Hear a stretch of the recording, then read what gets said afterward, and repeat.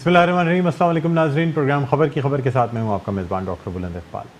नाज़रीन, आज सबसे पहले हम बात करना चाहेंगे इस्लामाबाद में नैब में बिलावल भुट्टो ज़रदारी की पेशी के हवाले से, जहाँ एक धुआंधार किस्म की पेशी हुई। बिलावल भुट्टो ज़रदारी की जानिब से बयान भी आया और ये कहा गया कि एक ऐसा वज़ीर आज़म जो है वो एहतसाब करने की कोशिश कर रहा है। मुख्तलिफ़ बातें की गई, वो मैं अल्फाज इस्तेमाल नहीं करना चाहूँगा, लेकिन बहरहाल बिलावल भुट्टो ज़रदारी की जानिब से काफ़ी सख्त बयान देखने में आया। साथ ही साथ जियालों की जानिब से कोशिश की गई, जो रुकावटें लगी हुई थी उनको अबूर करने की कोशिश की गई, जिसके नतीजे में इस्लामाबाद पुलिस की जानिब से तशद्दुद भी किया गया, लाठी चार्ज भी हुआ और शेलिंग भी हुई और गिरफ़्तारियाँ भी की गई। इस पर सूबाई वज़ीर सैयद नासिर हुसैन शाह की इस्लामाबाद पुलिस की जानिब से कारकुनान पर बदतरीन तशद्दुद, शेलिंग और गिरफ़्तारियों की मज़म्मत की गई और उनका कहना था कि तहरीक इंसाफ की हुकूमत के ईमा पर इस्लामाबाद में पीपल्स पार्टी के कारकुनान पे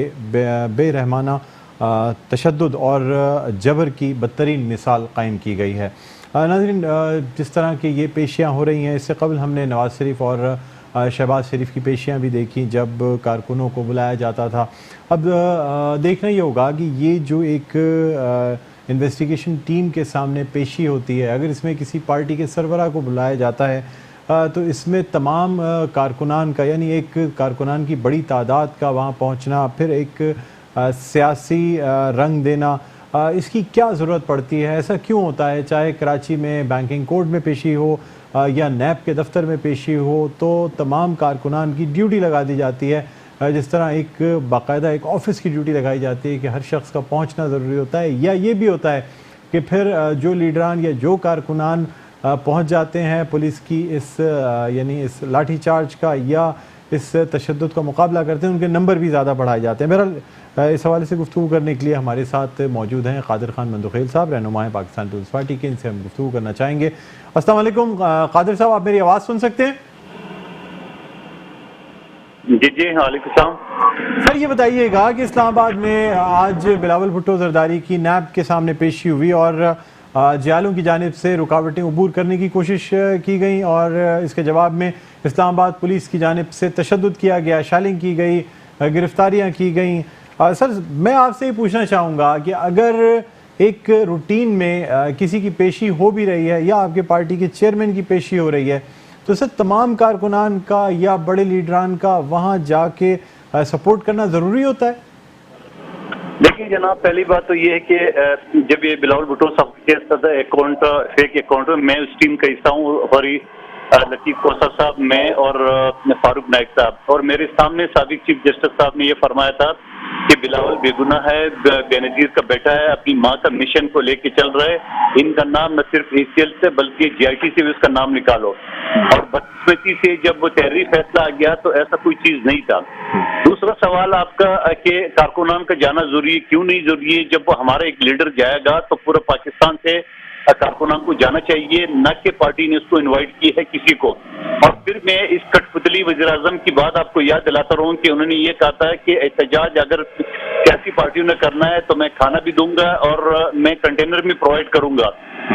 तो आज उनके दावे किधर गए? जब एक पेशी पे एक पार्टी का सरबराह बिलावल भुट्टो साहब जा रहा है, उसके ऊपर वो पूरा इस्लामाबाद को जो ना वो ब्लॉक कर लेते हैं और पुलिस को हिदायत दी जाती है। कल रात तमाम आपकी चैनल पे ये चल रही थी कि नोटिफिकेशन जारी हो कि पीपल्स पार्टी के कारकुनों को देखते ही ये उसको गिरफ्तार करेंगे।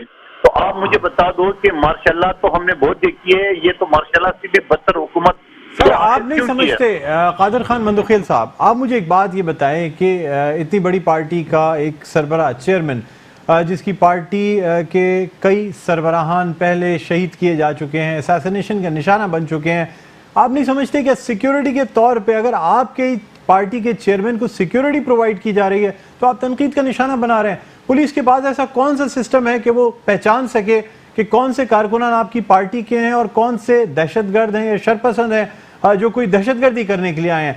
इसका सर, अगर सारी रुकावटें हटा दी जाएं, सिक्योरिटी खत्म कर दी जाए, खुदा ना खास्ता अगर कोई वाकया पेश आता है, कौन जिम्मेदार होगा? सबसे पहले तो अब ये बताओ, इस रियासत मदीना के यहूदी एजेंट जो वज़ीर आज़म बना हुआ है, पहले तो उनसे सवाल कर ले कि अभी कारकुनों ने गमला तक नहीं तोड़ा, पूरा लाहौर इस्लामाबाद को। मैंने आपसे जो सिक्योरिटी का सवाल किया है उसका जवाब दे दें सर पहले, कि क्या आप लोग नहीं चाहते, पाकिस्तान पीपल्स पार्टी नहीं चाहती कि उसके चेयरमैन के लिए सिक्योरिटी फराहम की जाए, रुकावटें लगाई जाएं, लोगों को चेक किया जाए और ज्यादा तादाद में लोगों को इजाजत ना दी जाए कि वो वहां जा सके? कैसे चेक करेंगे कि आपकी पार्टी के कारकुनान हैं या कोई दहशतगर्द हैं? आप मुझे एक बात बताओ कि इस चीज को ख्याल रखने के लिए पार्टी से ज्यादा, पार्टी के कारकुनों से ज्यादा जो ना पुलिस कहाँ से आ गई है? पाकिस्तान की पुलिस जो इस तरह अपने आप को ईमानदार समझती है, नंबर 1 बात। और मैं याद दिलाता रहा हूँ कि इसका मतलब अच्छा हो गया कि इमरान खान साहब ने उस एसपी इस्लामाबाद को थप्पड़ मारा, क्योंकि ये लायक इस बात की थी, क्योंकि ये गुंडा नासिर की सरपरस्ती कर रहे हैं और जिस तरह आप मासूम लोगों को थप्पड़ मारे जा रहे हैं आपके सामने की बात है। फिर दूसरा सवाल आपका कि कारकुन जो है उसको प्रोटेक्शन दे।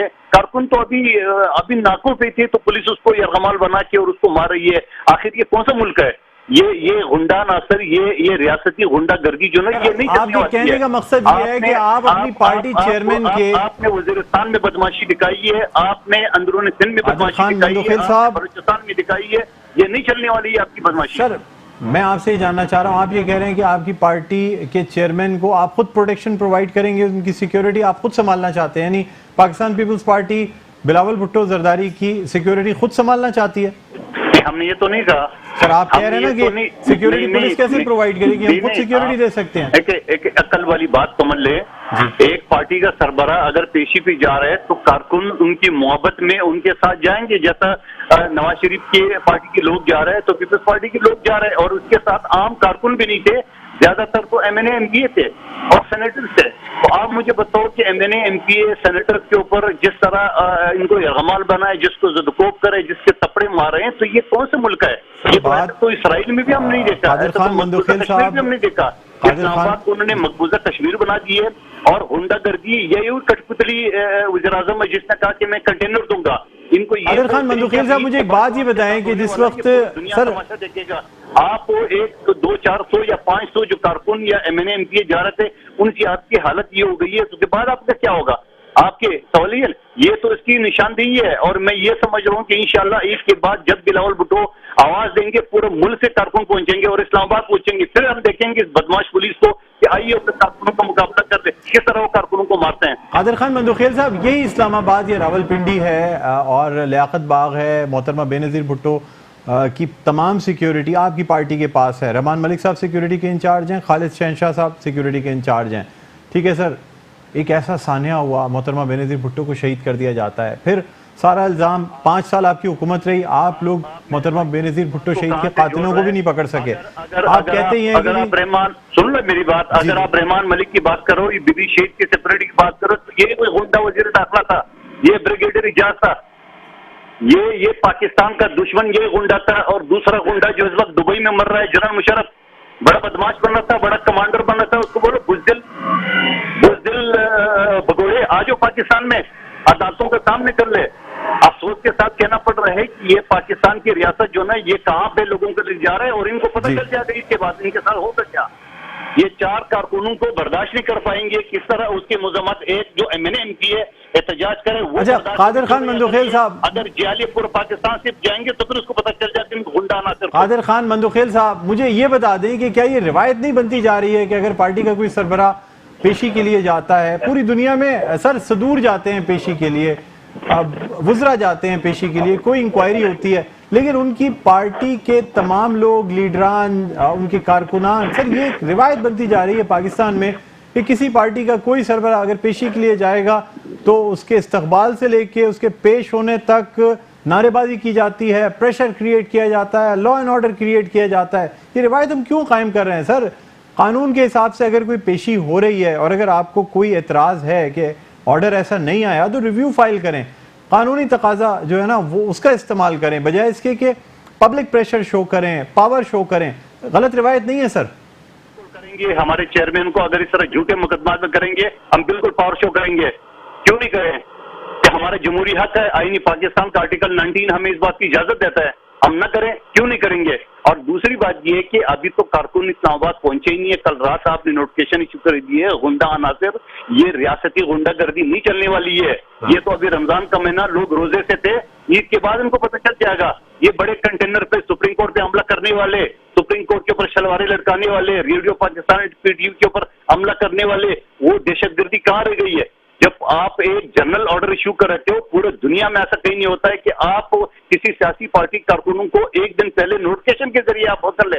कहां गया आपका वादा जो आपने बोला मैं कंटेनर दूंगा, मैं खाना दूंगा? अभी आपकी जो है ना वो हालात खराब हो गई है। 2-4 एमएनए से, 2-4 कारकुनों से एमएनए एमपीए एहतजाज कर रहे हैं। इनको ये शर्माया नहीं आ रही है? ये बड़े दावे कर रहे थे और फिर उसके बाद ये अगर मीडिया के सामने ले रहे हैं तो किसको ले रहे? एक उस किरदार शख्स को, मुराद सईद जी, जिसके किरदार रियाम खान की तस्वीरों में, रियाम खान की किताबों में जाएंगे, ये उसको बिलावल के सामने ले रहा है।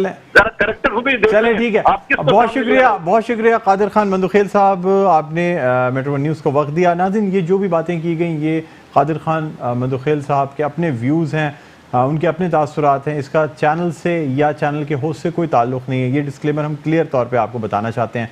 पर नाज़रीन, हम एक छोटा सा वक्फा लेंगे, वक्फे के बाद दोबारा आपकी खिदमत में हाजिर होते हैं। देखते रहिए मेट्रो न्यूज़ का ये प्रोग्राम खबर की खबर।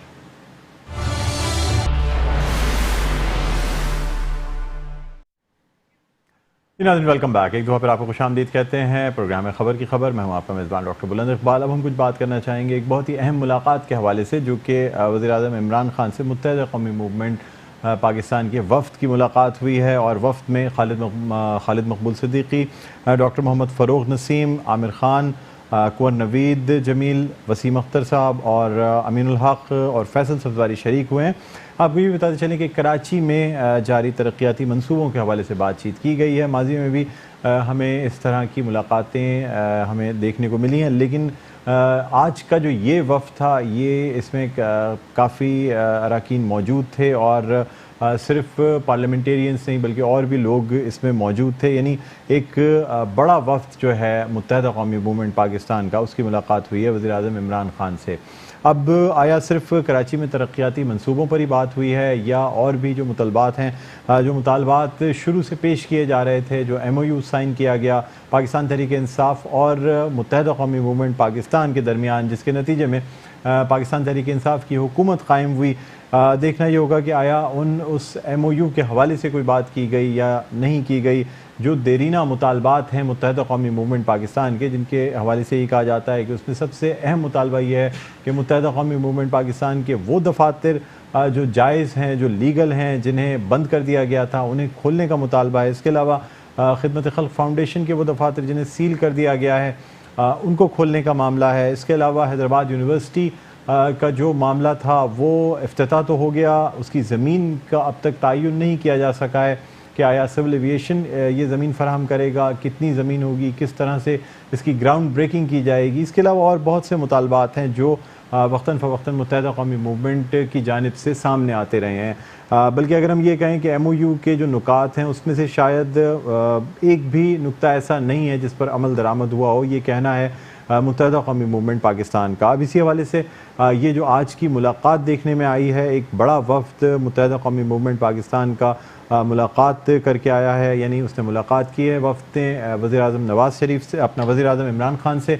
तो देखना ये होगा कि अब आया वज़ीर-ए-आज़म इमरान खान से ये जो मुलाकात की गई है, इसमें क्या मज़ीद कोई वादे वईद किए गए हैं, क्या मज़ीद कोई कमिटमेंट्स की गई हैं, या ये कि अब इस पे मज़ीद कोई टाइम फ्रेम लिया गया है, टाइम गेन किया गया है। क्योंकि ऑलरेडी अगर देखा जाए तो तकरीबन 10 माह का अरसा गुजर चुका है, लेकिन अब तक कोई खातिर ख्वाह कोई स्टेप्स नहीं लिए गए, सवाए इसके कि 2 वजारतें जो हैं वो ज़रूर मुत्तहिदा कौमी मूवमेंट पाकिस्तान को दे दी गई हैं, लेकिन इसके अलावा और कोई खातिर ख्वाह स्टेप्स नहीं लिए गए हैं। इसी हवाले से हम रब्ता कायम करना चाह रहे हैं अमीनुल हक साहब से, जो कि स्पोक्स पर्सन हैं मुत्तहिदा कौमी मूवमेंट पाकिस्तान के। हम उनसे बात भी करना चाहेंगे, हम रब्ता कायम करने की कोशिश कर रहे हैं। इसी वाले से हम अपने नुमाइंदे शुजात कुरैशी से भी बात करना चाहेंगे और जानेंगे कि ये जो मुलाकात हुई है इसमें कौन से नुक्ते जो हैं वो ज़ेर बहस आए हैं, यानी किन नुकात पे बात हुई है, क्या महज कराची के जो तरक्याती मंसूबे हैं उन्हीं पे बात की गई है, या इसके अलावा और मज़ीद जो दीगर मामलात हैं जो कि पहले से मुत्तहिदा कौमी मूवमेंट पाकिस्तान और पाकिस्तान तहरीक इंसाफ के दरमियान तय पा चुके थे, उनके हल के हवाले से भी बात की गई है। बहरहाल एक अहम मुलाकात है। अगर कराची की सियासी डायनामिक्स की बात करें तो जाहिर सी बात है मुत्तहिदा कौमी मूवमेंट पाकिस्तान और पाकिस्तान तहरीक इंसाफ ही इस वक्त मेजर शेयर होल्डर हैं उस मैंडेट के जो कराची ने दिया है 2018 के इलेक्शंस में। तो बहरहाल नाज़रीन, इस किस्म की मुलाकातें माजी में भी देखने को मिली हैं, लेकिन अब तक कोई भी कॉन्क्रीट स्टेप्स नहीं लिए गए। अब आया मुत्तहिदा कौमी मूवमेंट पाकिस्तान की जानिब से कोई मज़ीद स्टेप्स लिए जाते हैं, कोई मज़ीद अल्टीमेटम लिया जाता है, या फिर इसी तरह जिस तरह माजी में मुलाकातें हुई हैं और फिर उसके बाद वही रूटीन की जो कार्य सरकार है वो इसी तरह चलते रहेगा। बहरहाल नाज़रीन, अपनी अगली स्टोरी पे हम बढ़ना चाहेंगे। आला अदलिया के जजेस के ख़िलाफ़ रेफरेंस दायर करने का मामला जो है वो सामने आया है। Additional attorney general of Pakistan Zahid Fakhruddin Ibrahim जो हैं वो मुस्तफ़ी हो गए हैं और उनका अपने इस्तीफ़े में ये कहना है कि एडिशनल अटॉर्नी जनरल पाकिस्तान ने अपना इस्तीफ़ा सदर मुमलिकत को यानी इरसाल कर दिया और इस हवाले से उन्होंने ये कहा है कि वफाकी हुकूमत ने आला अदलिया के जजेस के ख़िलाफ़ रेफरेंस दायर किया है। इस हवाले से जो जाहिद फ़खरुद्दीन इब्राहिम हैं उनका ये भी कहना है कि जिन जज के ख़िलाफ़ ये रेफरेंस फ़ाइल किया जा रहा है वो शकूक व शुबात से बालातर हैं। यानी चाहे इदारों की बात की जाए उनके हवाले से या उनके फ़ैसलों के हवाले से बात की जाए तो कोई शख्स उन पर उंगली नहीं उठा सकता, लेकिन फिर भी हुकूमत की जानिब से आला अदलिया के एक जज के ख़िलाफ़ रेफरेंस दायर किया जा रहा है। इसी हवाले से ज़राए का ये भी कहना है कि काजी फ़ाइज़ ईसा की जानिब से ख़त भी लिखा गया है सदर मुमलिकत को और पूछा भी गया है कि आया उनके ख़िलाफ़ कोई रेफरेंस दायर किया जा रहा है या दायर किया गया है। इस हवाले से उनका भी ख़त जो है वो सदर मुमलिकत को इरसाल किया गया है। लेकिन नाज़रीन, कुछ यानी मतलब ऐसी ख़बरें हैं कि ये देखना होगा कि क्या वजूहात बनी हैं कि जिनकी वजह से एक आला अदलिया के जज के ख़िलाफ़ रेफरेंस दायर किया जा रहा है, जबकि पाकिस्तान तहरीक इंसाफ की हुकूमत हमेशा अदलिया की बालादस्ती की बात करती रही है। और क्या इस किस्म के रेफरेंसेस ये इब्तिदा है, मज़ीद और ऐसे जज साहिबान, मुअज़्ज़ज़ जज साहिबान जो कि यानी ऐसे जज साहिबान जो कि जाहिर सी बात है कुछ सख्त फ़ैसले दे रहे हैं, क्या मज़ीद रेफरेंसेस भी हुकूमत की जानिब से ऐसे जज साहिबान के ख़िलाफ़ आएंगे? अच्छा नाज़रीन, हम अब चूँकि हमारा रब्ता अभी हुआ है खुर्रम शेर ज़मान साहब से जो कि रहनुमा है पाकिस्तान तहरीक इंसाफ के, हम उनसे बात करना चाहेंगे आज वज़ीर-ए-आज़म इमरान खान और मुत्तहिदा कौमी मूवमेंट के वफ़द की जो मुलाकात हुई है उस हवाले से। खुर्रम शेर ज़मान साहब, अस्सलाम वालेकुम, आपको खुशामदीद कहते हैं प्रोग्राम खबर की खबर में। जी वालेकुम सलाम। ये बताइएगा सर, ये जो मुलाकात हुई है वज़ीर-ए-आज़म इमरान खान की मुत्तहिदा कौमी मूवमेंट पाकिस्तान के वफ़द से, एक बड़ा वफ़द है जिससे मुलाकात की है, इस मुलाकात में किन उमूर पर तबादला ख्याल हुआ है?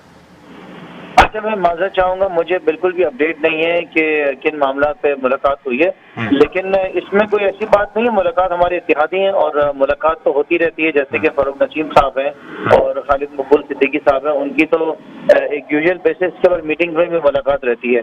लेकिन ज़ाहिर है कि अगर आज क़यादत गई है तो उसमें कुछ होंगी, खास बातें होंगी जिनके ऊपर बातचीत की गई होगी। अच्छा खुर्रम शेर ज़मान साहब, एक और स्टोरी के हवाले से आपसे मैं बात करना चाहूँगा, वो है सिंध असम्बली में आपने और हलीम आदिल शेख साहब ने एक प्रेस कॉन्फ्रेंस भी की है और आपने काफ़ी जवाबात दिए हैं पाकिस्तान पीपल्स पार्टी को। आज जो एहतजाज किया गया बिलावल भुट्टो ज़रदारी की पेशी के मौके पे, उस हवाले से क्या कहते हैं सर? अभी हमारी कुछ देर कबल जो है कादिर खान बंदुखेल साहब से भी बात हुई और उनका यही कहना था कि यानी इंतकाम का निशाना बनाया जा रहा है, बिलावल भुट्टो ज़रदारी को बार बार पेशी के लिए बुला लिया जाता है। और उसके बाद नासिर हुसैन शाह का ये कहना है कि इस्लामाबाद यानी वफाकी हुकूमत के ईमा पर इस्लामाबाद पुलिस ने तशद्दुद किया है, शेलिंग की है, गिरफ्तारियां की हैं। क्या कहते हैं सर आप इस हवाले से? नहीं, देखिए, सबसे पहली बात है, अगर आपको नैब ने बुलाया है, आपको तलब किया है, तो ये कौन सा तरीकाकार है कि सारा टब्बर आप साथ लेके अपने जा रहे हैं? आपको बुलाया, आप जाएं, वहाँ पे जाके जवाब दें, जो सवालात किए जाएंगे उसमें आप जाके उनको कन्विंस करें। अगर आपके बड़ों ने कोई करप्शन नहीं किया, आपकी हुकूमत ने कोई करप्शन नहीं किया, तो आपको डर क्या है? देखिए, इस तरह की हरकतें यूजुअली वही लोग इस तरह की हरकतें करते हैं जो गिल्टी होते हैं, जिनके दिल में कोई चोर होता है, जिनको किसी किस्म की कोई घबराहट या परेशानी होती है। ये इस तरह की चीजें जो ना आज के दौर में, तहरीक इंसाफ के दौर में, सारी चीजें एक्सेप्टेबल बिल्कुल भी नहीं है। जिन लोगों ने इसमें बड़ा सीधा सीधा मेरा आपका जवाब है कि पाकिस्तान तहरीक इंसाफ जो वो 3 चीजें हैं जिसकी बुनियाद के ऊपर हुकूमत में आई है कि हमने करप्शन का खात्मा करना है, जिन लोगों ने मुल्क का पैसा लूटा है उनसे पैसा वापस निकाल के उनको जेलों में भेजना है। अब इसमें तो पाकिस्तान तहरीक इंसाफ पीछे हो ही नहीं सकती है। ये जो प्रेशराइज किया जा रहा है, जिस तरीके से पीटीएम के फेवर में स्टेटमेंट्स दी जा रही हैं, इन सब चीजों की वजूहत क्या है? अब आज पाकिस्तान को प्रेशराइज किया जा रहा है कि किसी तरीके से इन दोनों जमातों के साथ जो है वो एक डील कर ली जाए। तो डील तो किसी हालत के अंदर नहीं होगी। ये तो सवाल ही नहीं पैदा होता है कि आपको किसी किस्म का जो है ना रिलीफ दे दिया जाए, कोई डील आपके साथ साइन कर ली जाए, आपको बाहर भेज दिया जाए, आपके केसेस खत्म कर दिए जाए, आपके साथ करप्शन के ऊपर समानत न किया जाए। ये आवाम का पैसा है, किसी के बाप का पैसा नहीं है। आवाम की खून पसीने का पैसा है, आवाम के टैक्स पेयर्स का पैसा है, उसका हिसाब आपको देना पड़ेगा। जो मुल्क का पैसा लूटा है वो हम वापस लेकर आएंगे। कुछ एग्रीमेंट्स ऐसे हैं कि जो कि हमारे आने वाले दिनों के अंदर होने वाले हैं कुछ ऐसे ममालिक के साथ, जैसे कि यूके के साथ एक हमारा भी एग्रीमेंट हुआ है जिसमें डेफिनेटली हमें इताकदार जैसे लोगों को वापस लाने में आसानी होगी। इसी तरीके से जो जायदाद इन्होंने बाहर मुल्कों में बनाई है, हम कोशिश कर रहे हैं कि कुछ ऐसे एग्रीमेंट्स भी हो जाएंगे जो मुल्क का पैसा लूटा हुआ बाहर बैंकों में पड़ा है उनको वापस लेकर आया जा सके। जैसे कि ये फेक बैंक अकाउंट्स के थ्रू गए हैं, मनी लॉन्ड्रिंग के थ्रू गए हैं। ये एहसास हम पूरी दुनिया को दिला रहे हैं कि जिस तरीके से पाकिस्तान को 2 सियासी जमातों ने लूटा है, वो पैसा इस मुल्क का पैसा है। आज जो मुल्क के ऐसे हालात हैं इन 2 जमातों की वजह से, तो इंशाअल्लाह ताला अपने मकसद में हम जरूर कामयाब होंगे। इनको जितना ये अपना तमाशा लगाना है और ये अपना टप्पर साथ लेके जाना है, इससे कोई हमें फर्क नहीं पड़ने वाला। ठीक है, खुर्रम शेर ज़मान साहब ये भी बताइएगा कि आज एक और अहम खबर सामने आई है, वो ये है कि वफाकी हुकूमत की जानिब से एक आला अदलिया के जज के ख़िलाफ़ रेफरेंस फ़ाइल किया जा रहा है, जिसकी वजह से additional attorney general Zahid Fakhruddin Ibrahim ने इस्तीफ़ा दे दिया है। और उनका ये कहना है कि काजी फ़ाइज़ ईसा या जिन जज के ख़िलाफ़ ये रेफरेंस दायर किया जा रहा है वो शकूक व शुबात से बालातर हैं। सर, पाकिस्तान तहरीक इंसाफ की हुकूमत जो हमेशा अदलिया की बालादस्ती की बात करती रही, इंसाफ की बात करती रही और ये कहती रही कि अगर हम जुडिशल सिस्टम को हुकूमत से अलग करके उसे एक इंडिपेंडेंट जुडिशल सिस्टम जब तक नहीं बनाएंगे उस वक्त तक पाकिस्तान से करप्शन का खात्मा नहीं होगा, इंसाफ नहीं दिया जा सकेगा। सर, अगर आपकी हुकूमत ही इस तरह के रेफरेंसेस फाइल करेगी ऐसे जजेस के ख़िलाफ़ जो कि एक अच्छी रेपुटेशन रखते हैं, तो सर फिर क्या मिसाल कायम होगी? नहीं, देखिए, जाहिर है अगर उन्होंने रिजाइन किया है तो उनकी अपनी वजूहत होंगी जिन वजूहत के बिना पे उन्होंने किया है, और अगर रेफरेंस फाइल हुआ है तो जाहिर है उसकी भी कोई वजूहत फाइल हुआ, उसकी भी कोई वजूहत होंगी। तो आगे चल के चीजें आएंगी, सामने आएंगी। हमारी प्रायोरिटी जो है वो सिर्फ एक होनी चाहिए कि हमने पाकिस्तान के मुफाद के अंदर काम करना है, पाकिस्तान को तरक्की की तरफ ले जाने के लिए काम करना है और मुल्क के अंदर अमन कायम करना है। ये 3 हमारी प्रायोरिटीज हैं और इसके ऊपर हम जो है काम करते रहेंगे और इंशाअल्लाह ताला। अच्छा, खुर्रम शेर ज़मान साहब, पहले से भी स्पेकुलेट किया जा रहा था कि ऐसे जज साहिबान जो कि काफ़ी सख्त फैसले दे रहे हैं, जिनके काफ़ी सख्त फैसले सामने आ रहे हैं, शायद उनके खिलाफ रेफरेंसेस आएँ और अब शायद उसकी इब्तिदा हो गई है। तो क्या अब मुस्तकबिल में और भी रेफरेंसेस आने के इम्कानात हैं? आपकी नॉलेज में है ऐसी कोई बात?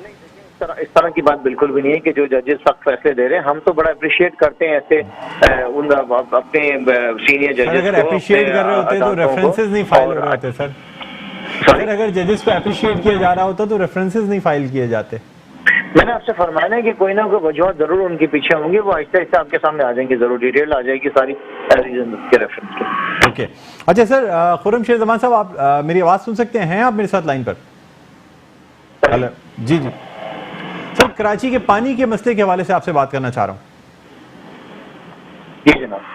जी जी, खुर्रम शेर ज़मान साहब, आप जी जी मुझे बताइएगा सर, कराची का पानी का एक देरीना मसला है। आपके मुख्तलिफ मेंबरान की जानिब से Karachi water and sewerage board पर एहतजाज भी किया जाता है, आप लोग जाते भी हैं सर, लेकिन क्या मतलब गवर्नर सिंध आपके हैं, आप वफाकी हुकूमत आपकी है, लेकिन कोई स्टेप्स नहीं लिए जाते। कभी आपकी जानिब से बयान आता है कि Karachi water and sewerage board को फौज के हवाले कर दिया जाए, कभी Karachi water and sewerage board के MD के ख़िलाफ़ बयान आते हैं। सर, कोई कॉन्क्रीट बात भी की जाएगी या सिर्फ इसी तरह के एहतजाज ही होते रहेंगे? कराची का पानी सर रोक के, कराची की जो सप्लाई लाइन्स हैं उनको तबाह करके टैंकर्स को इस वक्त प्रमोट किया जा रहा है, जानबूझ के किल्लत पैदा की जाती है ताकि तमाम इलाकों में टैंकर्स की ज़रूरत पड़े और फिर ये जो हाइड्रेंट्स हैं, ये टैंकर्स हैं, सर अब तो ये सामने आते जा रहे हैं ना कि किस किस यानी कौन कौन सा अफसर जो है Karachi water and sewerage board का, कौन कौन से हाइड्रेंट में कितने कितने टैंकर्स हैं इन लोगों के? अच्छा देखिए, असल में बात ये है कि आपने फरमाया कि वफाक में हुकूमत हमारी है और गवर्नर भी हमारे हैं, लेकिन इस बात को आप जरूर समझें कि 18वीं तरमीम के बाद जो ये सारी जिम्मेदारियां वो हमारी सूबाई हुकूमत की जिम्मेदारियां हैं। अब हमारे पास ऑप्शंस बचते क्या हैं? जाहिर है कि हमने गवर्नर साहब से गुजारिश की, गवर्नर साहब ने MD KWSB को अपने ऑफिस अपने पास बुलवाया और उनसे बैठ के बात की, और गवर्नर साहब ने मुझसे गुजारिश की कि ये पूरे शहर के अंदर जो सब मसाइल चल रहे हैं उनकी वजूहत क्या है। लेकिन पाकिस्तान पीपल्स पार्टी ने पिछले 11 साल के अंदर कराची के अंदर एक बूंद भी पानी के लिए उन्होंने बेहतरी नहीं की है। हम तो इस हद तक बात करते हैं, मुझसे अगर आप जाती तौर पर पूछें कि आपको अपनी प्रायोरिटी सेट करनी पड़ेगी कि मुल्क में या शहर के अंदर सब प्रायोरिटी क्या है। मैं तो कहूंगा कि सारे तरक्याती कामों को रोक के पूरे शहर के पानी के मसले को हल किया जाए। पिछले 6 साल से आपके सामने की आवाज उठाई जा रही है, ये मैं कोई अपने हल्के की बात नहीं कर रहा हूँ, चाहे वो नाजमाबाद हो, चाहे वो डिस्ट्रिक्ट ईस्ट हो, डिस्ट्रिक्ट सेंट्रल हो, वेस्ट हो, साउथ हो, कोई ऐसा डिस्ट्रिक्ट नहीं है कि जहां पे पानी की शॉर्टेज हो। पहले तो सुना जाता था कि डिफेंस के इलाके में टैंकर आते हैं, लेकिन आज तो टैंकर पूरे शहर के अंदर टैंकर्स आ रहे हैं। आपके नलके में पानी नहीं है, लेकिन आप फोन करें 5000 रुपए दे के आपको टैंकर मिल जाएगा। पानी की मुनसिफाना तकसीम जो है वो बिल्कुल भी नहीं है। पहले कहते थे कि पानी नहीं है, हब डैम में पानी आ जाएगा तो डिस्ट्रिक्ट वेस्ट में पानी आ जाएगा, वो भी नहीं हुआ। फिर बोला कि बारिशें नहीं है, बारिशें हो जाएं तो भाई बड़ी दुआएं की, असेंबली में भी दुआएं की, अल्लाह ताला ने बारिश दे दी, अब वो भी हो गई, उसके बाद भी पानी नहीं है। जहां जहां पानी आता है वहां पे कंटेमिनेशन की इतनी कंप्लेन है, गटर का मिला हुआ पानी आ रहा है। हम बड़े परेशान हो गए हैं और खवातीन हमें फोन करती हैं, कहती हैं कि खुरम बेटा बताओ कि मैं वुजू किससे करूं रमजान में, मैं अपने बच्चों के लिए जो है ना सहरी किस तरह बनाऊं, मैं अफ्तारी किस तरह तैयार करूं, हम बताओ हम क्या करें। हालात पूरे शहर में ये हो गए हैं कि नहाने धोने के लिए बोरिंग का पानी इस्तेमाल करो, पीने का पानी जो है वो बाजार से खरीद लो। ज्यादा पानी की जरूरत है तो 5000 रुपए दो, एक टैंकर आपके घर पे आ जाएगा आधे घंटे के नोटिस के ऊपर। अब आप बताएं हम क्या करें। अब मैंने तो यहाँ तक की बात कर ली कि 18वीं तरमीम का मतलब ये नहीं था कि अवाम को मुश्किलात में डाल दें, यहाँ पे अरबों रुपए की करप्शन शुरू हो जाए। मैंने तो डिमांड की अपनी हुकूमत से, वफाक से कहे कि खुदारा 18वीं तरमीम में जो पैसा दिया जाता है सूबों को, उनसे हिसाब किताब तो लिया जाए कि क्या वजह है कि 18वीं तरमीम के बाद आपको इतना पैसा मिला अरबों रुपए, लेकिन लाड़काना के अंदर बच्चों को जो 5 साल के 2 साल के बच्चों को एड्स हो रहे हैं। क्या वजह है कि पूरे सूबे सिंध के अंदर हेल्थ के निज़ाम खराब है, पूरे सूबे सिंध के अंदर जो है तालीम का निज़ाम तबाह हो गया, अवाम के पास पीने का पानी नहीं है। भुट्टो साहब के किसी जियाले के पास पीने का पानी अवेलेबल नहीं है, ना तो नवाब शाह के अंदर जरदारी साहब के किसी वोटर के पास पानी है, ना तो आपके चीफ मिनिस्टर की सेवन के अंदर। ये मैं नहीं कह रहा हूँ, ये आपकी जो पूरी वाटर कमीशन की रिपोर्ट है वो बता रही है कि सूबे सिंध के अंदर अंदाजन 60 से 70% लोगों को जो पीने का पानी जो वो मुयसर नहीं है, जो साफ सुथरा पानी होता है। अब आप बताएं, मैं एहतजाज नहीं करें, हम क्या करें? मेरे पास और क्या चॉइस है? यही चॉइस है कि मैंने वाटर बोर्ड के MD के दफ्तर के बात किए, अब मैं अपने सारे MPs को लेकर जा रहा हूँ चीफ मिनिस्टर हाउस, वहाँ पे हम एहतजाज करेंगे, उसके बाद जाके हम बिलावल हाउस के बाहर करेंगे। और क्या करें हम आवाम को जवाब सर। तो आप क्या समझते हैं, क्या वजह क्या है सर? ये कराची का पानी चोरी करके कहाँ ले जाया जा रहा है? ये जो टैंकर से पानी फरोख्त किया जाता है, इसके पीछे कौन लोग हैं सर? खुल के बात करें, आप बताएं ना मुझे। कौन है इसके पीछे? सिंध हुकूमत है, सिंध हुकूमत जिम्मेदार है। देखिए ना कि मैं किसी शख्स सर इदारों के सरबराहान के बारे में आप क्या कहते हैं? मतलब सर ऐसा मुमकिन है कि एक इदारे का सरबराह, उसके इदारे की तरफ से तमाम काम किया जा रहा हो, तो क्या इदारे का सरबराह बिल्कुल मुबर्रा है इन तमाम चीजों से? मैंने असेंबली के अंदर ये बात कही है कि यहाँ पर वाटर बोर्ड के अंदर एक तो कमीशन का रेट बहुत ज्यादा है, ठीक है ना। वो हालात ये हैं कि कॉन्ट्रैक्टर्स बताते हैं कि हमें तो 50-50, 60-60% तो कमीशन देने पड़ते हैं। अब वो अल्लाह पे जाने कि बेहतर जाने के सच बोल रहे हैं झूठ बोल रहे हैं, लेकिन बात यह है कि ऑडिटर जनरल पाकिस्तान की किताब पढ़ ली जाए ना, वो लोकल गवर्नमेंट मिनिस्ट्री के डिपार्टमेंट के बारे में क्या बता रही है, कितनी बेज़ाब्तियां बता रही है, कितने अरबों रुपए की बेज़ाब्तियां बता रही है। तो कहीं तो कुछ गलती है ना। जिम्मेदार कौन है? पाकिस्तान पीपल्स पार्टी जिम्मेदार है, जिसकी सिंध के अंदर हुकूमत है। उनका काम है कि आवाम को जो बेसिक नेसेसिटीज हैं वो फराहम करे, बाकी छोड़े सब कुछ रोड बनाना, फुटपाथ। इस हवाले से आप मुत्तहिदा कौमी मूवमेंट पाकिस्तान के साथ मिलकर कोई मूव क्यों नहीं बनाते? नहीं, मुत्तहिदा कौमी मूवमेंट हमारे साथ सिंध असेंबली के अंदर हम मिलकर सारे एहतजाज कर रहे हैं, ऐसा नहीं कि सेपरेट है। जो एहतजाज एक पार्टी लेवल के ऊपर होता है, क्योंकि मैं कराची का सदर हूँ तो वो मेरी जिम्मेदारी है कि जो कराची के मसाइल हैं उसको मैंने उठाना है, उसके अंदर मैं अपने MPs को साथ लेके चलता हूँ। और जो सिंध असेंबली के अंदर हमारे इत्तेहादी हैं NKM और GDA, हम उनके साथ मिलकर करते हैं। तो हमारा मकसद सिर्फ ये है कि हमने आवाम को रिलीफ देने के लिए हमने हुकूमत सिंध के ऊपर प्रेशराइज करना है, हमने कोई इस पर सियासत थोड़ी है। मैं आप 10 सर, लेकिन जिस वक्त सर लोग बोलेंगे नहीं खुर्रमशेर जमान साहब, जमाल सिद्दीकी साहब ने जब एक सवाल उठाया था तो उसके जवाब में सईद गनी साहब ने काफ़ी पर्सनल रिमार्क्स पास किए जमाल सिद्दीकी साहब के भाई के लिए, और उस पर हमें कोई ख़ास रद्दअमल देखने में नहीं आया मुत्तहिदा कौमी मूवमेंट पाकिस्तान की जानिब से या GDA की जानिब से। नहीं, सईद गनी साहब के उस बयान के ऊपर जो है पूरी अपोजिशन ने जो है MQM समेत जो है हमने बाइकआउट किया था असेंबली का। हम असेंबली छोड़ के बाहर चले गए थे। देखिए, असेंबली के अंदर ये नहीं होना चाहिए कि अगर आपके ऊपर कोई इल्जाम लगे तो आप जो है किसी की फैमिली मेंबर के बारे में जो है जो आपके दिल में आप बोलना शुरू करते हैं। आपकी जिम्मेदारी अपना दिल बड़ा करें, आप साबित करें कि आप ईमानदार हैं, आप साबित करें कि आप सादिक और अमीन हैं। ये थोड़ी है कि अगर आपके ऊपर कुछ बात कही जाए तो दूसरे के भाई के बारे में बोलना शुरू कर दें। ये बिल्कुल नामुनासिब है। पाकिस्तान पीपल्स पार्टी का ये वतीरा है कि इसी तरीके की ऐसी बातें ढूंढते हैं कि किस तरीके से दूसरे को प्रेशराइज किया जाए। हमारा दामन साफ है। तो सर, अब नेक्स्ट मूव क्या है? आप कराची में पानी के मसले के हल के लिए क्या करने जा रहे हैं आने वाले दिनों में? देखिए, कराची का मसला पानी का जो हल है, सबसे पहले देखिए एक तो शॉर्ट टर्म है, एक मिड टर्म है और एक लॉन्ग टर्म है। शॉर्ट टर्म में तो देखिए सबसे पहले जो आपकी लीकेजेस है ना, आपको उसे खत्म करनी पड़ेंगी। उसको लीकेजेस को खत्म करें आप। ये आपके जो वाटर हाइड्रेंट्स आपके पूरे शहर भर के अंदर इलीगल हाइड्रेंट्स, आप उसको देखें, उनको बंद कराएं। जो आपके लीगल हाइड्रेंट्स हैं, जहां पे आपने जितना कोटा दिया हुआ है, उनसे ऊपर कैसे टैंकर भर भर के जा रहे हैं, उनको खत्म किया जाए। यहाँ पे डिसैलिनेशन प्लांट लगाया जाए। और जो लॉन्ग टर्म सोल्यूशन है, लॉन्ग टर्म सोल्यूशन ये है कि आपका जो K4 है, जिसका बजट 25 अरब था, पीपल्स पार्टी ने आज से 3 महीने पहले बजट में बताया है कि अब उसका बजट जो है 95 अरब के ऊपर चले गया।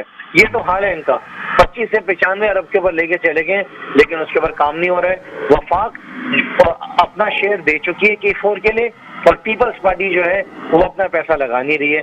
अब जो वफाक की बात कर रहा हूँ मैं, अब तहरीक इंसाफ की बात नहीं कर रहा हूँ, हमारे से पहले जो वफाक में हुकूमत थी मैं उनकी बात कर रहा हूँ कि उस दौर के अंदर शेयर बनता था K4 का, वो जमा करा दिया गया था जी। अब जब तक K4 पूरा मुकम्मल नहीं हो जाएगा, मैं समझता हूँ कराची शहर की पानी का मसला हल नहीं होगा। ठीक है, बहुत शुक्रिया खुर्रमशेर जमान साहब, आपने हमारे इस प्रोग्राम में वक्त दिया। Thank you.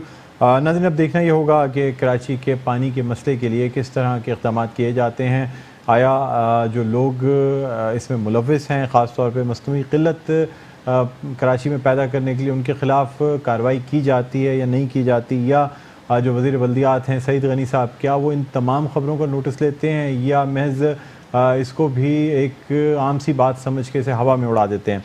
अब नाज़रीन, हमारे इस प्रोग्राम का वक्त अपने अख्ताम पर पहुँचता है। मुझे बुलंद इकबाल को इजाज़त दीजिए। इंशाअल्लाह कल शब दोबारा आपसे मुलाकात होगी। अपना बहुत ख्याल रखिएगा। अल्लाह हाफ़िज़।